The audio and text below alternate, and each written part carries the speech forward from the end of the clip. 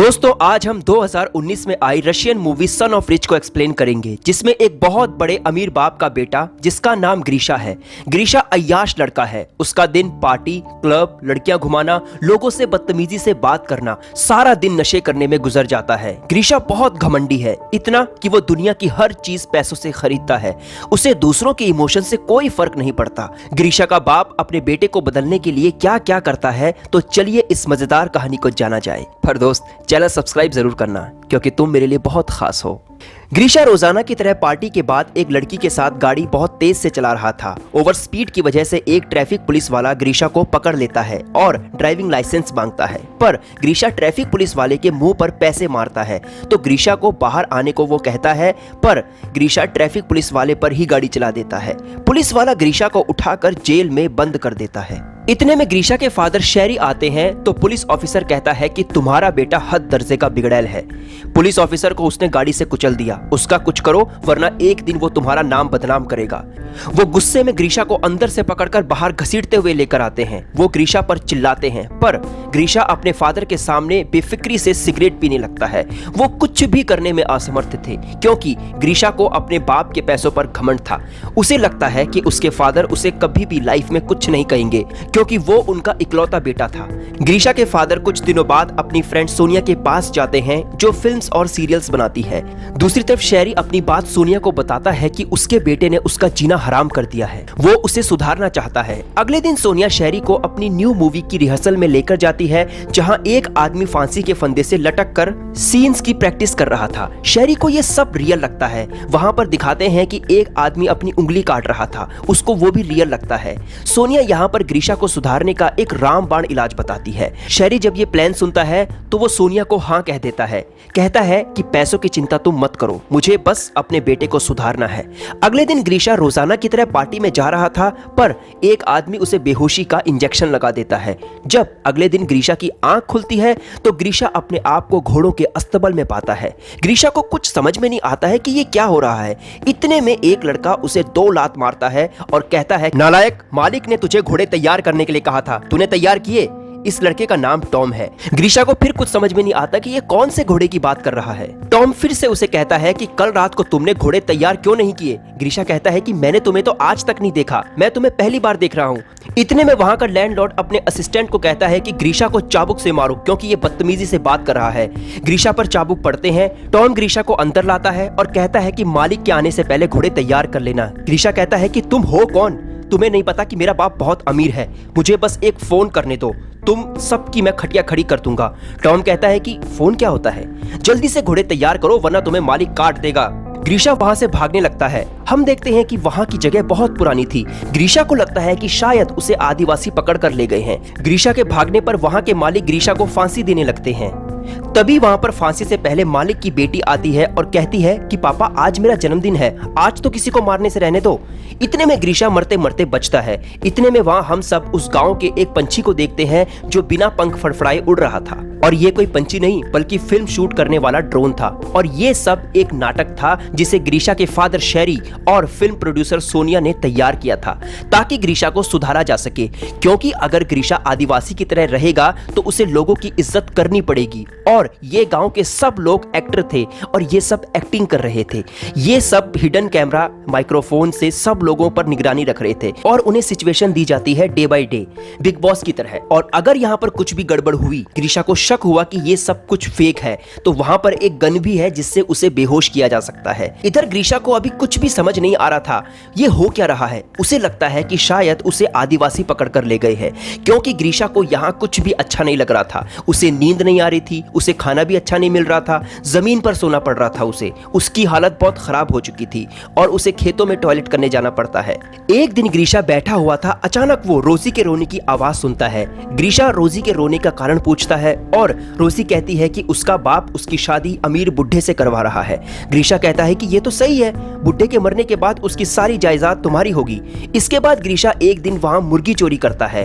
Tom उसे soup बनाता है, पर सारा सूप ग्रीशा पी जाता है। टॉम पूछता पूछता है कि मेरे हिस्से का सूप कहाँ गया। ग्रीशा कहता है कि सारा सूप गिर गया, मैंने बिल्कुल भी नहीं पिया। ग्रीशा यहाँ पर झूठ कह रहा था। अगले दिन सबकी पूछताछ होती है कि मुर्गी को चोरी किसने किया। ग्रीशा कुछ नहीं कहता। वो आदमी टॉम को पकड़ लेता है और उसे खूब मारता है, पर ग्रीशा यहाँ पर चुप रहता है। इसके बाद टॉम ग्रीशा को अपनी पीठ दिखाता है, वो निशान दिखाता है जिससे उसको कोड़े पड़े थे, जो मेकअप आर्टिस्ट के निशान थे। एक दिन ग्रीशा लीजा की अंडरवियर देखता है। ग्रीशा को अचानक लगता है कि ये अंडरवियर तो 20th सेंचुरी की है।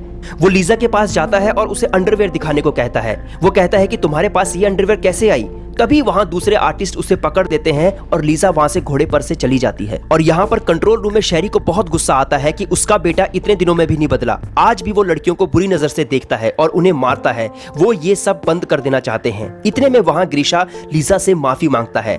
ये देखकर शेरी को अच्छा लगता है क्योंकि उसके अंदर थोड़ा सा परिवर्तन होने लग गया था, क्योंकि शेरी ने पहली बार किसी से माफी मांगी थी।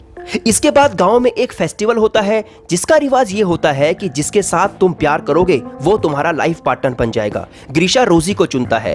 रोजी कहती है कि वो बूढ़े से शादी नहीं करना चाहती और वो अब नदी में कूद जाएगी। अब यहाँ पर डायरेक्टर ये चाहते हैं कि ग्रीशा रोजी को बचाए ताकि उसके अंदर सिंपैथी आए और उसके अंदर इमोशंस आए, और होता इसका उल्टा है। वो लीजा से बात करता है, उसके साथ फ्लर्ट करता है, कहता है कि वो दूसरी दुनिया से आया है, उसने ये दुनिया कभी भी नहीं देखी थी। इतने में वहां एक लड़का आता है जो ग्रीशा को कहता है कि रोजी नदी में डूब रही है। ग्रीशा भागे भागे जाता है और रोजी को बचाता है। रोजी उसे आई लव यू कहती है, पर ग्रीशा ध्यान नहीं देता है। शायद ग्रीशा बदल रहा था, पर कंट्रोल रूम में डायरेक्टर सोचते हैं कि ग्रीशा ने आई लव यू क्यों नहीं कहा। ग्रीशा बाहर आकर एक लड़के से पूछता है कि रोजी कहाँ रहती है। कंट्रोल रूम में पता चलता है कि ग्रीशा रोजी से मिलने आ रहा है। वो सब लोग एक्टर जो होते हैं वो कॉस्ट्यूम में नहीं होते हैं अपनी, तो रोजी जल्दी जल्दी से ग्रीशा के पास जाती है। ग्रीशा रोजी को कहता है कि मेरे साथ चलो और मुझे तुम्हारी जरूरत है, पर यहाँ पर रोजी उसके साथ नहीं जाती। वो कहती है कि मुझे जरूरी काम है। इतने में डायरेक्टर रोजी को समझाता है कि अब तुम्हें गर्लफ्रेंड का रोल प्ले करना है, और ये बात रोजी के बॉयफ्रेंड सैम को अच्छी नहीं लगती, पर वो सब ग्रीशा को बदलना चाहते थे। कुछ दिनों बाद ग्रीशा और रोजी के बीच अच्छी दोस्ती हो जाती है। वो दोनों बातें करते हैं, पर ग्रीशा को आसमान में एक पंछी दिखता है जो असली में एक पंछी नहीं बल्कि ड्रोन था। ग्रीशा को कुछ अटपटा लगता है। रोजी ग्रीशा को बातों में लगा लेती है। इधर सैम को रोजी की याद आती है, पर सैम दूसरी गर्लफ्रेंड बना लेता है और उसके साथ फिजिकल होता है। तो अचानक वहां पर रोजी आ जाती है और ये देखकर वो बहुत रोती है। डायरेक्टर कहता है कि तुम्हारा रोल भाई बहन का है, तुम ये बदतमीजी क्यों कर रहे हो। वो दोनों को सेट से बाहर निकाल देता है। इधर रोजी अब अपने बॉयफ्रेंड की इस हरकत से बहुत रोती है, पर ग्रीशा रोजी को डिनर करवाता है और उससे बहुत अच्छी अच्छी बातें करता है, जिससे रोजी खुश हो जाती है। और फाइनली ग्रीशा रोजी को आई लव यू कह देता है और कहता है कि वो उसके साथ शादी करना चाहता है। रोजी हाँ कह देती है। इधर शेरी बहुत खुश था और सारे लोग बहुत खुश थे। ग्रीशा के अंदर प्यार का इमोशन आ चुका था। पर इधर डायरेक्टर ने जिस लड़की को सेट से बाहर निकाल दिया था वो नेशनल टीवी के सामने कहती है कि रशिया के बहुत बड़े बिजनेसमैन का बेटा किडनैप किया गया है और उसे बहुत मारा जा रहा है। पुलिस इसके खिलाफ स्ट्रिक्ट एक्शन लेती है। जब ये बात शेरी को पता चलती है तो वो ये सब ड्रामा बंद करने को कहते हैं, क्योंकि वो नहीं चाहता था कि ये सब ग्रीशा को पता चले, क्योंकि अगर ये सब पता चलेगा ग्रीशा को कि ये ड्रामा था तो वो पहले जैसा हो जाएगा। डायरेक्टर यहाँ पर कहता है कि पुलिस को आने में समय लगेगा, इससे पहले हम इस कहानी को क्लाइमेक्स की तरफ लेकर जाते हैं। डायरेक्टर कहता है कि अब गांव में मंगोलों का अटैक होगा। इतने में गांव में मंगोल आते हैं। वो कहते हैं कि गांव का सारा खजाना हमें दे दो। वो भीड़ में से एक लड़की को उठाते हैं। वो कहते हैं कि अगर लड़की वापस चाहिए तो हमारे लोगों को हराना होगा। वहां लड़ाई होती है जो फेक थी। ये दोनों स्टंटमैन थे जो रियल लड़ते थे फिल्मों की तरह। वो एक का सर काट भी देते हैं जो एक तरह से फेक था। इसके बाद मंगोल रोजी को पकड़ लेते हैं। सबको लगता है कि ग्रीशा रोजी के लिए लड़ेगा, पर वो लड़ता नहीं है और वो वहां से चला जाता है। रोजी रोते रहती है। कुछ देर बाद ग्रीशा घोड़े पर बैठकर तलवार से मंगोलों से लड़ता है और रोजी को घोड़े पर भगा कर लेकर जाता है। वो रोजी को भगाकर गांव के बाहर लेकर जाता है। जब तक पुलिस आती है सेट पर वहां पर शूटिंग होने की वजह से पुलिस कुछ भी नहीं कर पाती। दूसरी तरफ ग्रीशा रोजी को इतना बाहर लेकर आता है कि उसे एक पेट्रोल पंप दिखाई देता है। अब यहाँ पर रोजी बिल्कुल शांत हो जाती है। उसे कुछ भी नहीं समझ आता कि वो कैसे रिएक्ट करे।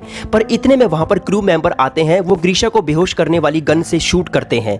ग्रीशा को अगले दिन हॉस्पिटल में दिखाया जाता है, जहां पर शेरी कहता है कि बेटे तुम 3 महीने से कोमा में थे। ग्रीशा अब अपनी पुरानी वाली जिंदगी में आता है। वो उस लाइफ में आता है जहां पर वो सब कुछ करता था, गाड़ी चलाता था, रेस्टोरेंट में जाता था, पब में जाता था, पर उसे ये कुछ भी अच्छा नहीं लगता। उसे पार्टी करना, कार चलाना, महंगे रेस्टोरेंट में जाना सब बेकार लगता है। यहाँ तक कि वो अपनी कार उस ट्रैफिक पुलिस वाले को दे देता है, उसने जिसे कुचला था। कुछ दिन बाद ग्रीशा को लीजा दिखती है, जो ग्रीशा को सारी बात बता देती है कि ये सिर्फ एक ड्रामा था तुमको सुधारने के लिए। फिर ग्रीशा रोजी को देखता है, वो कहता है कि वो उसे सच्चा प्यार करता है।